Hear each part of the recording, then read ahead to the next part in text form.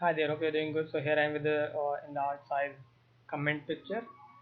With a hotkey, you can just press the hotkey and it will navigate you to any of your drive folder. So you don't need to have any folder path fixed.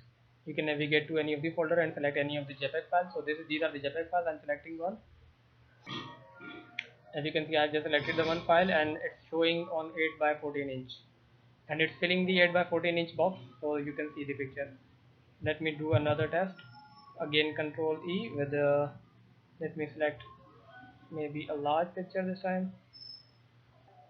Okay, so this is a PNG file. Let me click this one, and you can see the file is being is on a 18 by 14 inch box. Let me unzoom a bit so that you can see the whole file. You can see it's 18 by 14 inch. Let me add another image. Let me fill this one maybe, and you can see it's another 8 by 14 inch size.